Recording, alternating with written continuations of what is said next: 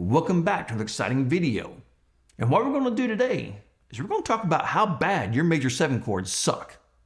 And what we're going to do is we're going to open your vocabulary, your chord vocabulary. We're going to open it up substantially. And we're going to teach you how to play major 7 chords. But before I get started, check this out. I know I've been talking about getting my new logo and my swag forever. And I just, there's just always crap that gets in the way. Let's be honest. Well, luckily, my bride, which I had no idea, is quite the freaking artist. I didn't even know this. I had no idea till, a couple of months ago. And we're just sitting there in bed watching TV, and she grabs a pad and just starts scribbling. I'm like, what are you doing? She said, I'm drawing. I was like, honey, it's actually pretty damn good. So I've got some new logos coming out because it's going to be my shred till you're dead, but we're going to leave the till you're dead off, and it's just going to be my shred. And this is the first one. She drew this with a pencil, and then I took it and then I put it into Illustrator and turned it into a vector file. Get me on a computer, I can do anything. You put a pad and pencil in my hand, dude, I can barely write my name. It is pathetic. It is so sad. I am shocked I can play guitar because I can barely, I can't draw anything. I can't draw a straight line. But this is one of the 2 that is going to be coming out for my swag. And you have to admit, because I will admit it for you, this is pretty freaking awesome. And this is what my wife drew. And I love this. And as you can see, we're just going to go, and it was originally going to be shred till you're dead, but it's just going to go straight shred now. There's so much other stuff out there to shred till you're dead. I mean, that's just, everywhere I look, I'm finding that. And I'm like, you know what? It's being beat to death. And I don't want to be one of the ones to beat that to death. So we're just going to leave ours straight shred because shred says it all. Because we are here. We do this so we can learn to shred. We don't do this so we can learn to go.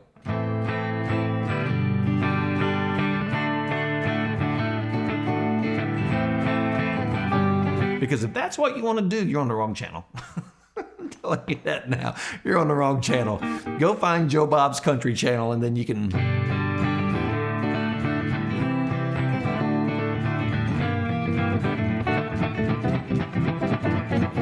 You can do it there. So, I digress. With that, let's get started.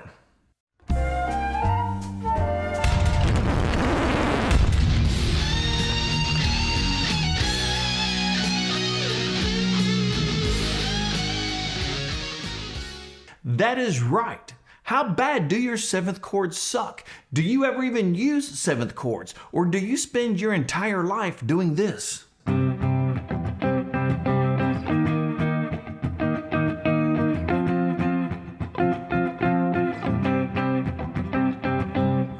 if you spend your entire life doing that, then your 7th chords suck. Well, why are we talking about 7th chords? Because if you've seen my videos in the past, I'm always talking about voices and inversions and intervals and fun stuff like that you need to know if you're going to be a master guitar player. So, in order to be a guitar god, there's a lot of things you have to know, and one of them is you have to have a very good 7th chord vocabulary. Well, why do I say that? Because when I see people play guitar, most people I see, they all do this. And what we're going to talk about here today is major 7 chords. Major 7 chords. And if you missed that, major 7 chords. And I love major 7 chords. Major 7 chords, they're just a very beautiful, dare I say, elegant sound. Lovely. And these are chords that you must know. You just can't keep putting 5 chords in all of your music. You can't keep using these standard open chords.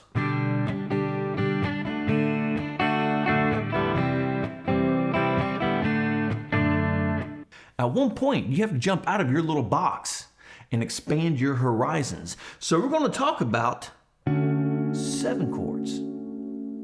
So, like I said, most people that I see use them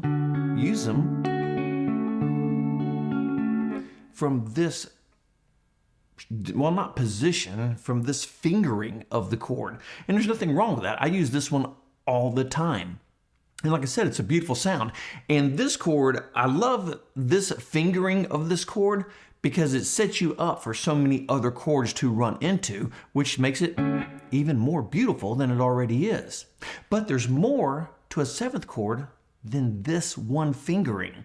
And we're going to talk about a few of those. And we're going to concentrate today on the D major 7 because it works the same for all the chords. And I'm not going to sit here and go through every single major chord of all 7 chords. We're just going to concentrate on the D, and then you can take this knowledge that you're about to learn and you can move it into other chords for yourself. So we have our D major. And like I said, this is an absolutely beautiful chord and so much you can do with it.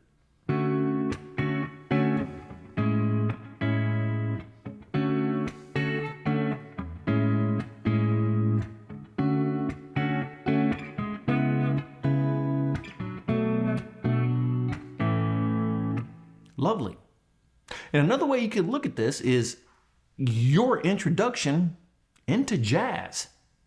Or you could go blues, because that's what this is. These are essential tools. If you want to play jazz and blues, these are essential tools. But this is also used in rock and roll a lot of times.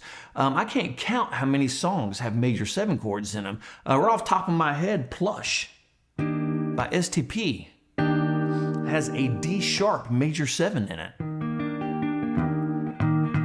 That sounded good. In grunge, go figure.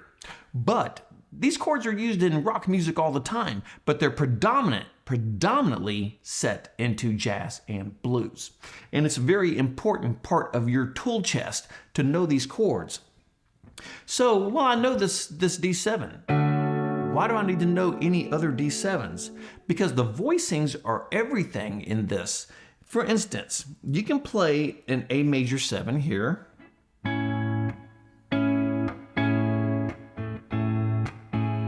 And it sounds absolutely fine. Or you can play it here. And I like this voicing better. This voicing has a little more of a bluesy, jazzy tone to it, without having this high E string ringing all the time. So, with that being said, let's check this out. So we have a D major here. And what we've got here is we are on the 5th string, 5th fret. We are on 3, 6. We're going to take our middle finger, our 3rd finger, and we're going to go to 4, 7, and our pinky is going to go to 2, 7. And that is a D major 7. And you can just pick the notes 2 through 5, or 5, 4, 3, 2. Now you can bar this off and go ahead and grab this A down at the bottom also. And it's absolutely beautiful. That is a fantastic chord. But did you know we can also play D major 7, well, right here. And this is a much easier one to grab if you're not used to grabbing this kind of an odd shaped chord. This is a much easier one to grab. But that doesn't mean neglect the odd shaped chord, because this is actually a prettier voicing than this is. Even though if you listen,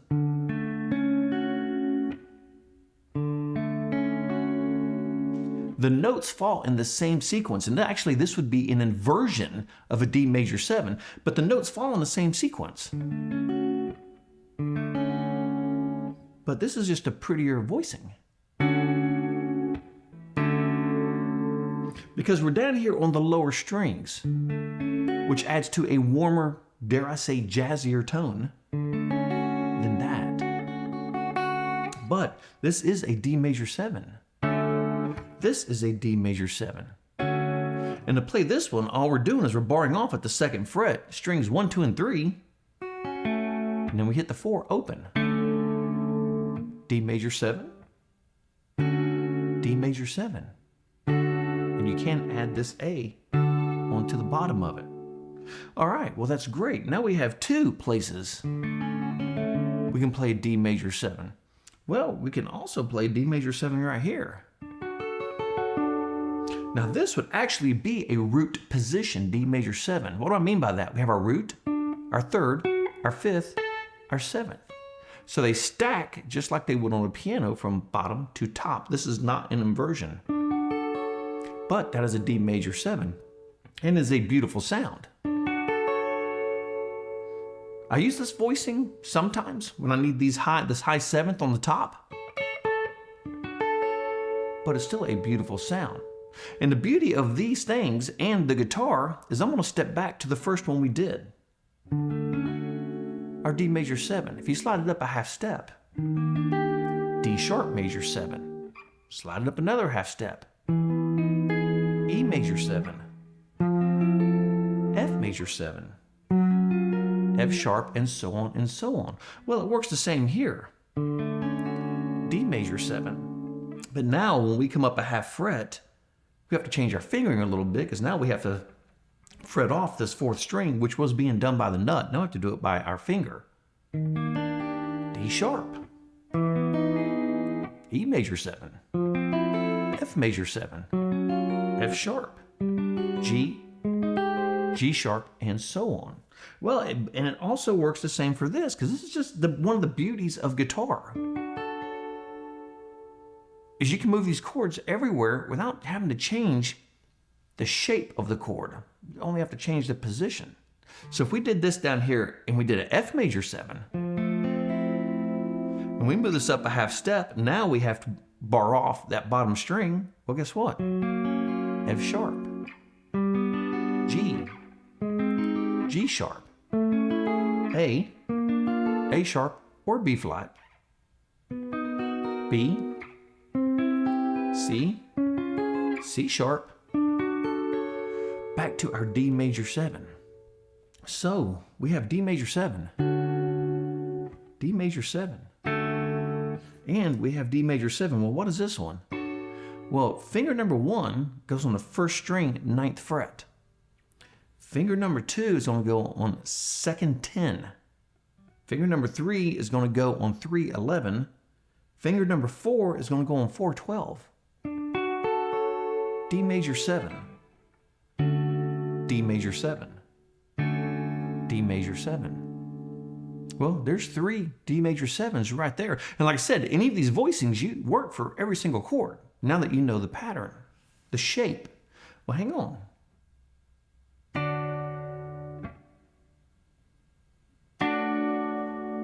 D major 7.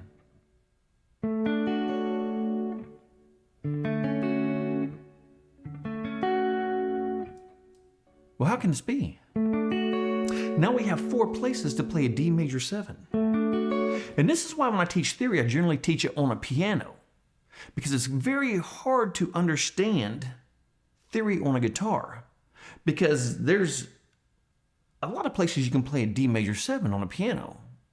You can play the D, F sharp, A, C sharp, and you can move through the inversions. So there's 3 positions to play a D major 7 on a piano. Well, it keeps going on a guitar forever, because anywhere you can put those notes together, that will constitute that particular chord anywhere on this fretboard.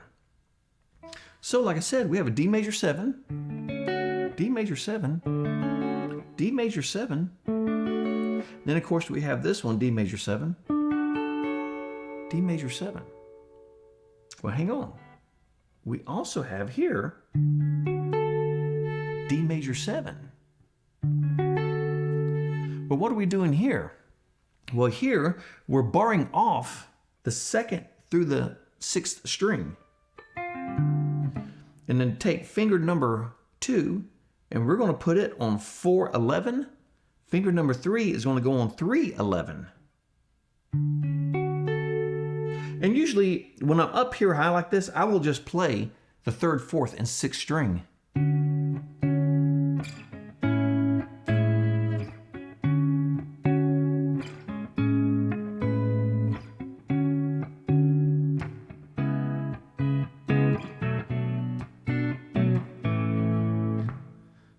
Absolutely beautiful. So now we have another D major 7.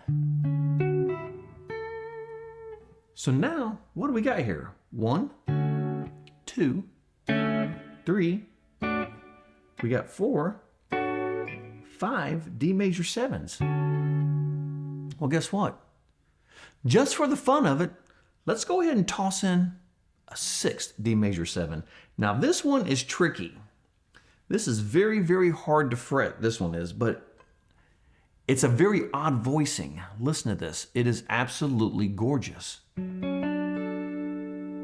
to that. Is that not beautiful?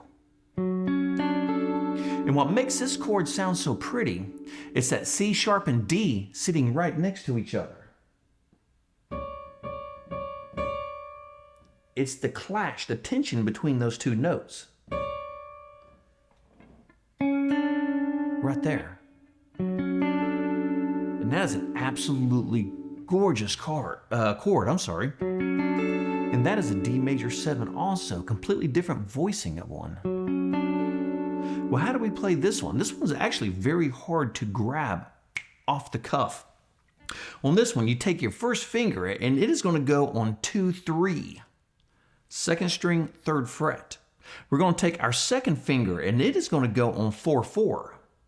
Our third finger is going to go on 1, 5, and our fourth finger is going to go on 3, 6. And you play these 4 strings. Absolutely beautiful. And it just rings out. Absolutely lovely. That is a gorgeous chord. But now there's 6 positions to play the same exact chord. And of course, if we go up past the 12th fret, well, it just keeps going and going and going. But you get to the point where you start repeating chords and it starts to get redundant. And you're not going to be playing a lot of these chords up here. Most of these chords are going to be centered below the 12th fret, as you just saw. But that gives you 6 different ways to play it with different voicings for different sounds. You have root, 1st, and 2nd position inversions of this chord. And that gives you a lot of ability to shape the sound how you need it, depending on how your melody is flowing. And of course, this is the iconic sound of jazz, obviously. What we're going to do here is we're going to do a 1, 5.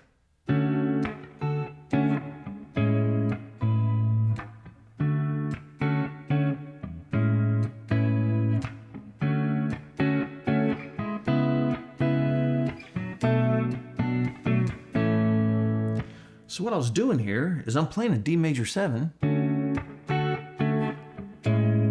I'm playing an A major 7. I'm going from the 1 chord to the 5 chord, A major 7. And when I add this right here on the 1st string at the 7th fret, that makes this into a 13. And that is, well, what jazz and blues is all about. That makes that into a 13 chord. All right, well, we can also play it the same way.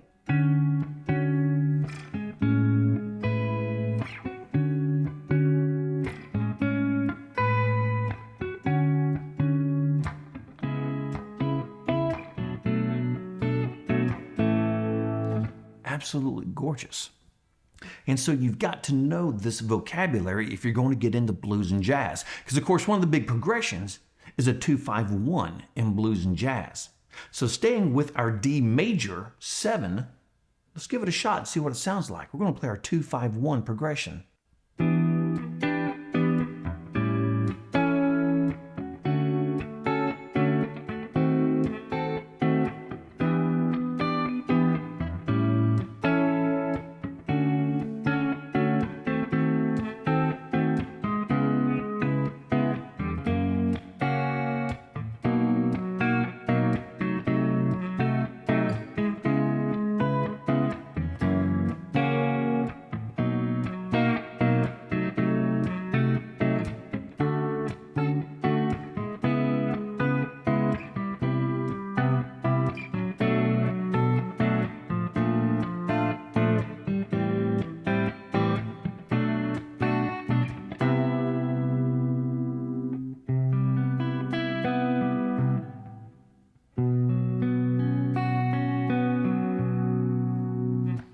So as you can see in this passage, I played a lot of 7 chords.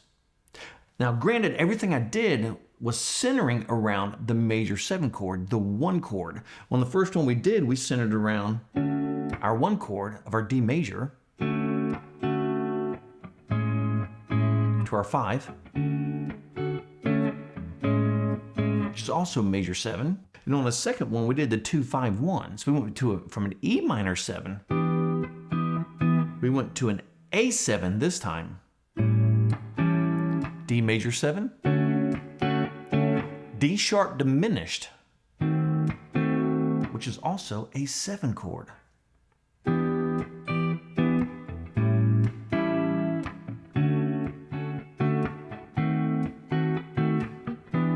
And if you listen, this is a critical thing in music, and this is kind of stepping outside of the lesson right here.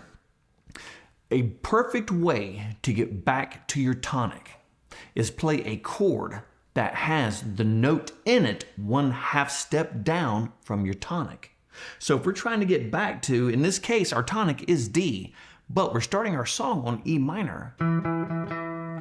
So if we want to get back to E minor, a beautiful, perfect thing to play right before it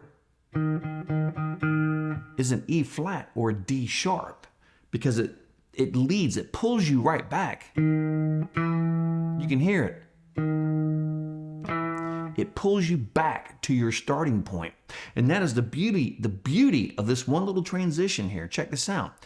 E minor 7, A7, D major 7, D diminished, and this is still a 7. And you can hear it pulling us back to that E minor. And that little walk up pulls us back to where we start. And that is a fantastic thing.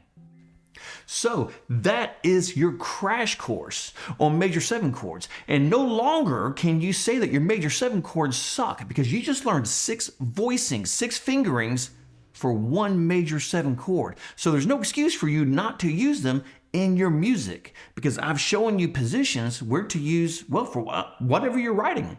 Anytime you have a D major, try D major 7 and see how it sounds in your music. Now, on that note, this was only D major 7. Do not forget, you have a D, your D7s, your A7s. You have your major 7 chords, your 7 chords. But then we have our minor 7 chords. But then we also have minor major 7s. Well, what the hell is a minor major 7? Well, a minor major 7 is a minor chord with literally a major 7. So to give you an idea of what I'm talking about, if we take an A minor and we make this an A minor 7, now we have our minor 7. But if we do this, now we've just majored our 7. And that gives us a minor chord with a major 7. So those chords do exist. I gotta be honest, I don't use them a whole lot. They sound a little weird to me most of the time, but they are sometimes good for passing chords. They work very well for that. So there's a whole other world of 7 chords going on. But the major 7, that is the one you need to know, because that is simply a shockingly beautiful chord.